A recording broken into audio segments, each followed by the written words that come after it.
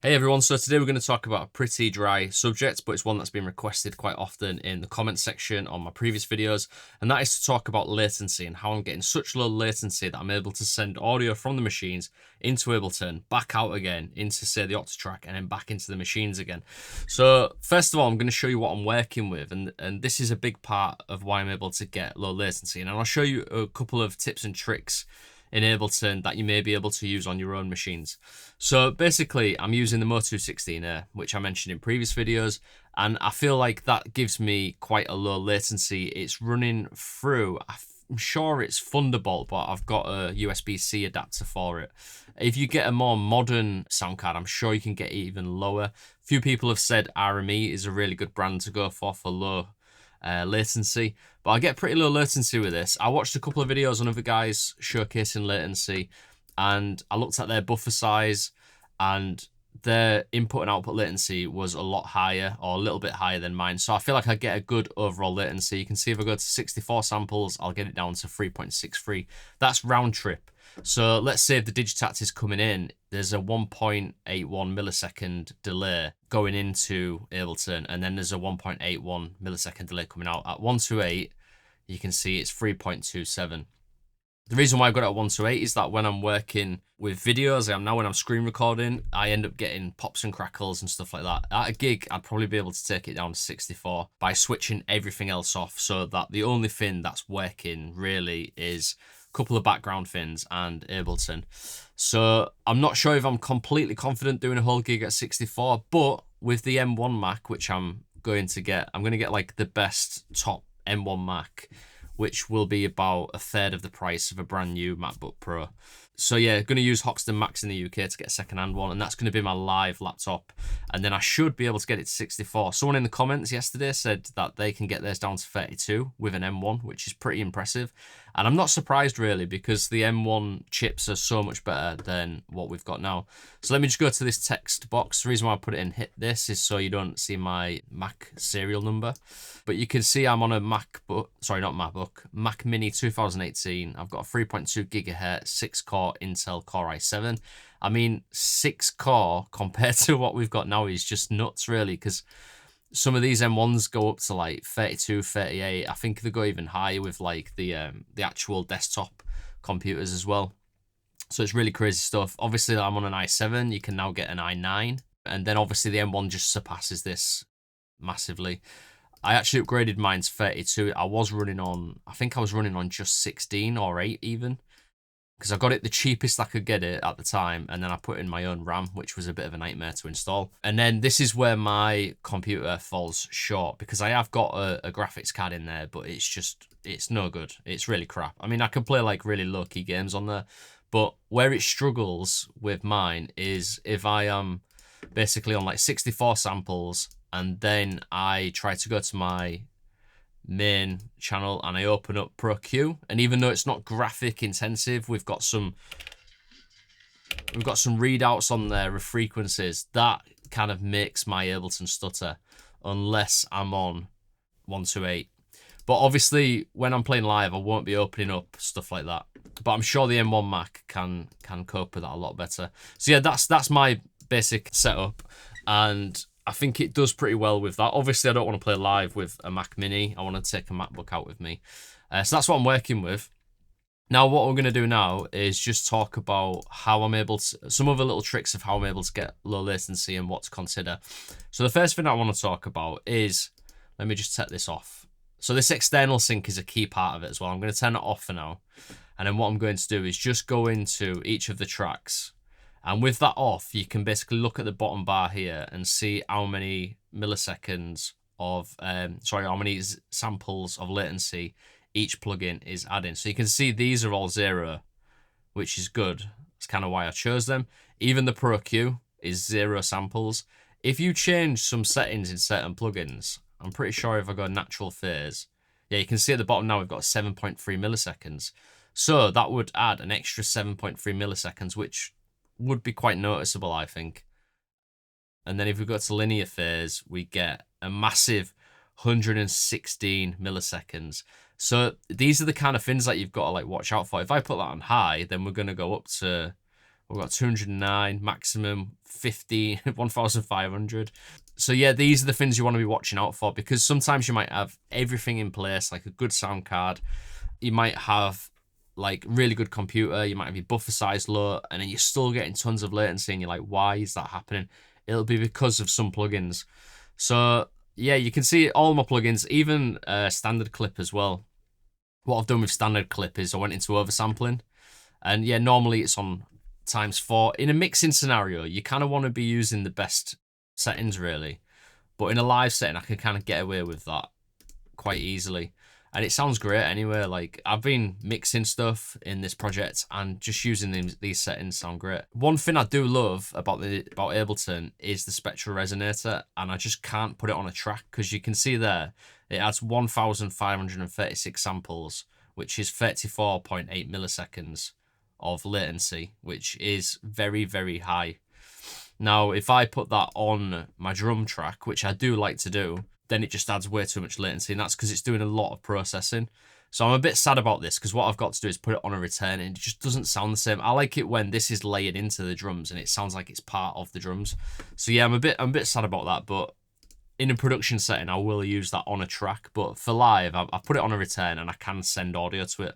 And it kind of acts a little bit like a delay, in the sense that it just adds a little bit of latency, kind of like a reverb pre-delay. Seems to work. I don't know why that's on there. That can get deleted. So yeah, that's adding a lot of latency, and also CPU. I might even get rid of that because I've not been using it really. Anything on your returns, you can get away with putting some processing on that has like a longer sample latency, because it's separate from the actual tracks. And I've noticed that if I put it on there, it doesn't add latency.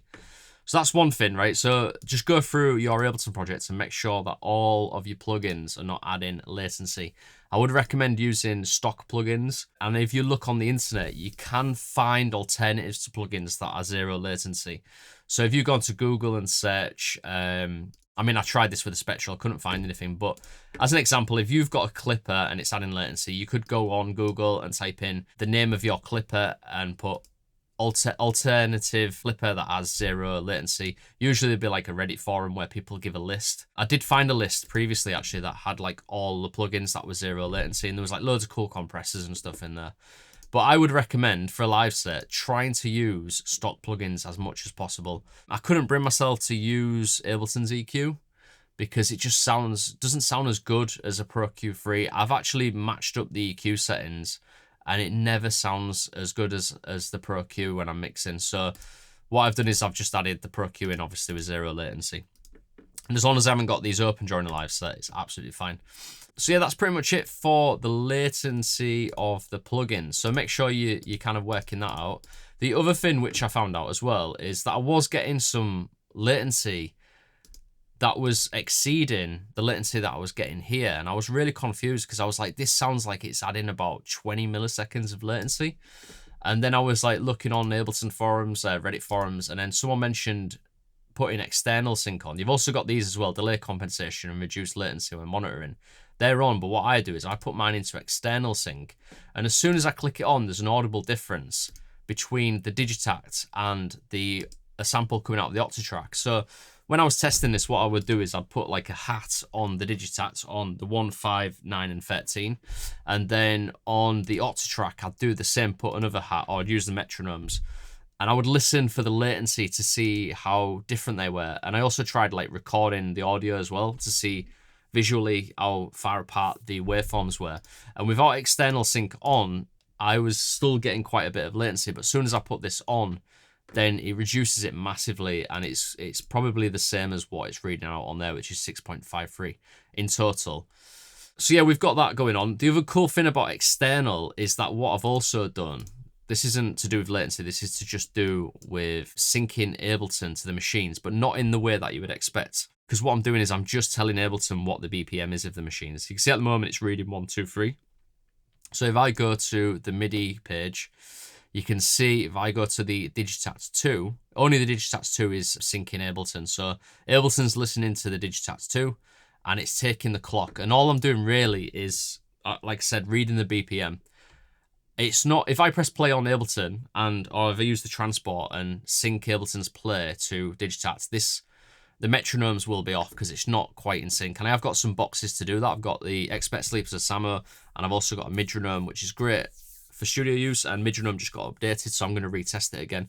But the way Ableton works for me at the moment, I don't actually need to be clocking Ableton, and we'll come on to that in a second, because that's another important part of how I'm managing to get low latency. So you can see there, it's 1, 2, 3. If we go to the delays, and if I put my delay using the twister into sync mode, you can see that that's now in sync mode, and because the BPM's reading at the top, the delays will be in sync. Without external sync on, you can see this goes back up to 146, so these delays are going to be off. So there's 2 reasons why I put that on. 1 for the delay settings, and 2 so that I can get lower latency readouts, and it seems to work really, really well. So yeah, that's a good one. One thing to remember is that this, for me anyway, never stays on once I exit Ableton. I kind of have to click external sync every time I open Ableton, and maybe there's a way that I can sort that out. But for now, it's fine. I just always go and check it anyway, which is a good habit to get into. Right, so the next thing I want to talk about is how I'm using Ableton. How I'm using it as a processor. I won't go into it too deeply because I've gone into this before, but Ableton for me, and this was a choice that I made because I wanted my live rig to still remain DAWless to some extent, even though it's not DAWless anymore. There's a lot of processing going on, which is quite key in Ableton. But what I wanted to do is not run any samples from Ableton, but I do have an option to run soft synths if I want. So the way that I run things is the Digitact at the moment has got some MIDI tracks, and the MIDI tracks can control the settings on, let's say like this track here, Digitact Raw. What I can do is I can sequence those. So like I can trig lock them, trig lock the parameters, and it's almost perfectly in time because I'm actually running the MIDI from the Digitact. There will be a slight latency going on, but it sounds fine. It sounds great. So I've got that going on. And then it's the same with a soft synth. If I want to add a soft synth into Ableton, maybe like a 303 synth or a Juno or anything like that, or Ableton stock plugins, I can add a MIDI track and then I can run the MIDI from the Digitact and get the Digitact to sequence the soft synth. So that gets rid of having to set clips up in Ableton and run the clips in time. All of my sequencing is done on the machine. So that's one part of it. The other part is I'm not running any audio loops from Ableton. All my audio loops are done on the Digitact 2 and the Octatrack. Yeah, all of the audio loops are run on the machines. All the MIDI is run on the machines pretty much. And that enables me to get everything locked in really tight. I have got some MIDI clips here, but they're just basically to trigger the max for live variations, which changes all my EQs and everything per song in the set, which is really, really cool. I'll do a video on that again soon. So yeah, that's one way of talking about it. That's kind of how I'm running it. And then just to recap on the routing, because that's quite important, because then you'll get to see where the latency occurs. So we've got audio coming in here, these 5 channels. We've got the Digitact, Syntax, Typhon, MAM-MB33, the Hydra. If we go to the buffer settings, you'll see that each of those will have a 3.27 millisecond latency. And then if we go to 64 samples, each of those would have a 1.81. 32 samples with the current machine I've got and set up, a millisecond, which is so low. If I can get down to that with an M1, I'll be very, very happy. Even if I could get down to 64 and the computer to remain very, very stable, I'll be happy. So yeah, at the minute, 3.27, it's a good working latency to run at. So that's all coming in at 3.27, all at the same time. Then what I'm doing is I'm sending it back out into the Octatracks ins. So that's then adding another 3.27 milliseconds. So there is, at the moment, a 6.5 millisecond latency from the sounds coming out of the Syntax and Digitact to the sounds going into the Octatrack. So that means a sample in the Octatrack will let me figure this out. No. So the samples coming out of the Syntax and the Digitact will be delayed to what you're hearing from the Octatrack, if that makes sense. Because I've got the Octatrack coming in here as well on the mains and also the Q, and that is getting a 3.27 millisecond latency. So what I'm trying to say is, if I run a hat on the Octatrack and I run a hat on the Digitact, those same hats, if I put them side by side, there will be a discrepancy of 6.5 milliseconds, which is still very workable. If I'm running like a vocal from the Optitrack, that's absolutely fine, which I normally do. I've started doing more breakbeat stuff on the Digitact as well, so it's not so much of a problem. But like I said, once I get this down, even at 64, a total of 3.6 milliseconds is more workable than what I've got going on there. There might be some other latencies going on with the machines as well, but I can't hear any audible differences. And if you watch my other videos, everything sounds super, super tight. So yeah, we've got that going on. And then these come in to the Optitrack, and I'm not too bothered about the latency after this point. Obviously, in performance aspects, you don't want any audible latency to be too high, because if the latency is too high, then you're kind of lagging a little bit in your performance and you might miss like a drop or something. So it is quite important. But what's more important to me at this point is just getting these 5 synths and samplers and drum machines, getting them all kind of synced with the Optitrack. So once that comes back in again, then it goes out to the main outputs. So in total, I'm adding quite a fair bit of latency by the time it reaches the output, because at 128, we've got... Actually, we can ignore this on there anyway. So let's just think about the Optitrack now. So the Optitrack comes in, yeah, it goes back out of the mains at 3.27, but it also comes in at 3.27. So all in all, from the Digitact and the Syntact and the synths, there's probably 12 milliseconds of latency. And I'm sure I read somewhere that 10 milliseconds is anything over 10 milliseconds is kind of unusable. But I don't really think so. I mean, I can work with that quite easily. At 64 samples in a live setting, let me have a look at that. Yeah, in a live setting, I'm actually only getting around 7 milliseconds, which is under the 10 millisecond mark. So yeah, at 64 samples, if I run that at a gig, then I'm cool, I'm absolutely fine. If I get an M1 and I can run it even lower at 4 milliseconds, then I'm laughing. Yeah, that's pretty much it really. That's how it works.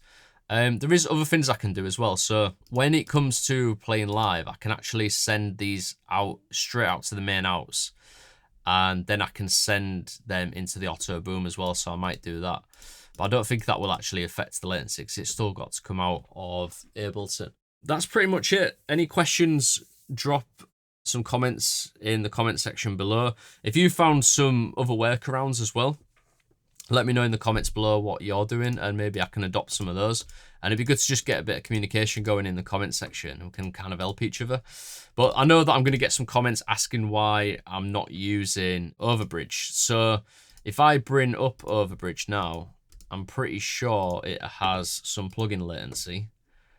But there is a workaround for that as well, which I'll explain in a second. I've not tested this too much, and I'll tell you why in a second. So external sync. Yeah, it's adding no sample latency at the minute, so that's interesting. I never knew that. But the reason why I won't use a plugin is that in the past when I've used it in the studio, for me anyway, it has, I mean, now it's playing up a little bit. It has crashed Ableton quite a lot of times, and sometimes it's just not worked at all, or it's just like bugged out my sound card, and then these have just disappeared and gone to no device. So that's one reason why I dare use it in a live setting. The other way of doing it is you can use it as an aggregate device, and you can send audio over USB. But I'm pretty sure just looking at my audio routing that I won't be able to achieve exactly what I'm doing here using USB audio, because I still need ins and outs on my audio input device and audio output device to be this one. Now what I could do is I could use something like Omnibus, but then again I'm adding some more latency in there as well probably. So there's ways that you can use aggregated audio on Apple as well. Like if I go to audio MIDI setup, there's stuff you can do within here. There's stuff you can do within like Omnibus. Even on my sound card, I'm able to use a routing matrix. So there's probably ways I could do it where I'm using less cables. But to be honest, I think doing it the way that I'm doing it is best for me, and it's a bit more secure in the sense that I'm just using analog audio cables. I can change the routing on my Motu quite easily as well. So yeah, what I can do is on here, the way that I've got it set up now, I like this because what I can do is I can change from studio to live and change the routing and have different presets and stuff like that. And the way that I've got it set up is just more manageable for me. And I'm really confident in its reliability. It takes up some more weight in the live case, and also takes up more space with audio cables, even though I'm using like really small tight audio cables. But I've done it now, so I'm just going to keep it that way. But yeah, Overbridge, let me know in the comments below if you're using Overbridge and if that is working for you. If you want to join my upcoming Digitactor 2 Mastery course, sign up below and you'll be notified when that releases. In the meantime, check my website out, jamesorvis.com. I have got other mastery courses available, one for the Hydrogen, one for the Syntax, and one for the Typhon, as well as some presets and samples as well. So my name's James Orvis from Mix Hackers, and I'll see you next week.